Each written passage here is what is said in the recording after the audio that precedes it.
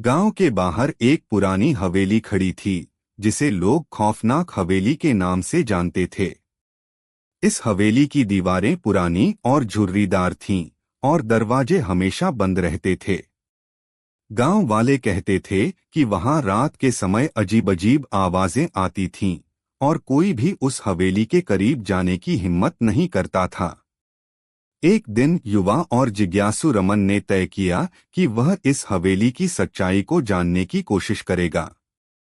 उसने अपने दोस्तों को भी अपने साथ चलने के लिए मनाया। उसका कहना था, ये सब सिर्फ अफवाहें हैं। हम एक रात वहां बिताएंगे और सबको दिखा देंगे कि कुछ नहीं है।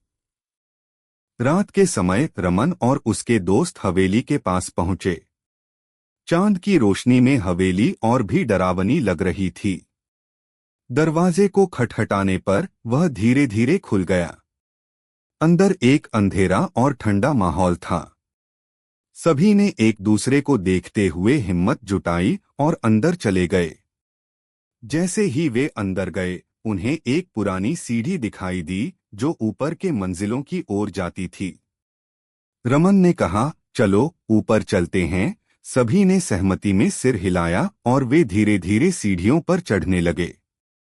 जैसे जैसे वे ऊपर बढ़ते गए, अजीब आवाजें सुनाई देने लगीं, किसी के फुसफुसाने की, किसी के रोने की। जब वे पहले मंजिल पर पहुंचे तो वहां एक बड़ा कमरा था, जिसमें एक पुरानी पेंटिंग लगी थी।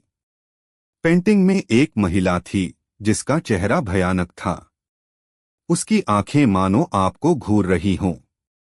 रमन ने कहा, ये तो बस एक पेंटिंग है, लेकिन उसके दोस्तों का डर बढ़ने लगा। तभी अचानक एक जोरदार आवाज आई, जाओ यहां से।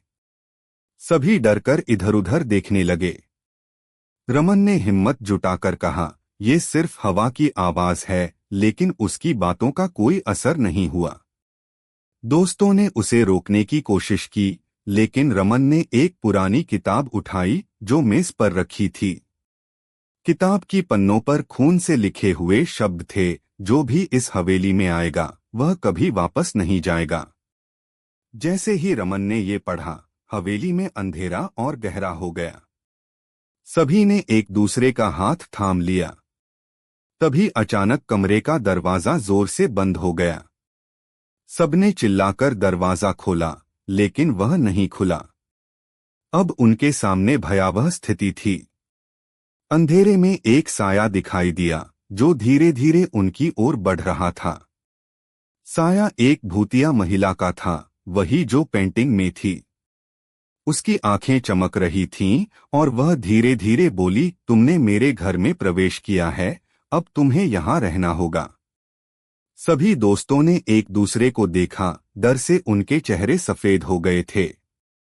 रमन ने कहा, हमें भागना चाहिए, लेकिन दरवाजे की ताले की आवाज सुनकर वे समझ गए कि भागना आसान नहीं होगा। तभी एक और अजीब आवाज आई, तुम्हारे अंदर का डर तुम्हें यहीं रोक लेगा। रमन को समझ में आ गया कि उन्हें अपनी हिम्मत जुटानी होगी। उसने कहा, हमें एकजुट होकर लड़ना होगा। वे सब एक साथ होकर उस भूतिया महिला से भिड़ने लगे। रमन ने उस पुरानी किताब को फिर से खोला और वहां लिखा मंत्र पढ़ा। जैसे ही उसने मंत्र का उच्चारण किया, कमरे में एक तेज रोशनी हुई। भूतिया महिला चिल्लाई, नहीं, और वह धुंधली होती गई। लेकिन तभी अचानक हवेली की दीवारें दरकने लगीं। सभी दोस्तों ने एक दूसरे का हाथ पकड़ा और एक साथ दौड़ने लगे। वे दरवाजे की ओर भागे, लेकिन दरवाजे ने उन्हें रोकने के लिए फिर से बंद हो गया। हमें एक दूसरे का हाथ नहीं छोड़ना चाहिए, रमन चिल्लाया। सभी ने अपने हाथ मजबूती से पकड़े और एक दूसरे को प्रेरित किया। फिर से उन्होंने मंत्र का उच्चारण किया। इस बार उनकी एकता और हिम्मत ने हवेली की दीवारों को हिला दिया।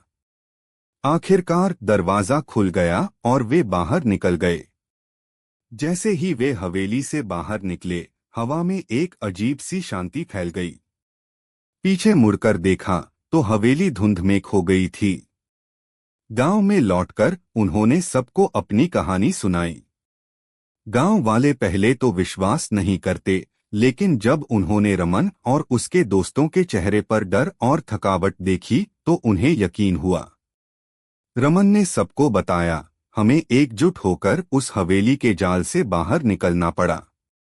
उस दिन के बाद से गांव वालों ने उस हवेली के पास जाने का कभी नहीं सोचा।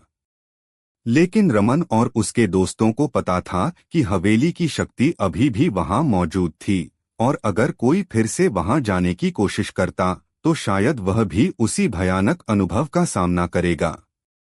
इसी तरह खौफनाक हवेली की कहानी गांव में एक चेतावनी बन गई, एक ऐसी जगह है जहां एकजुटता की ताकत भी कभी-कभी कमजोर पड़ जाती है।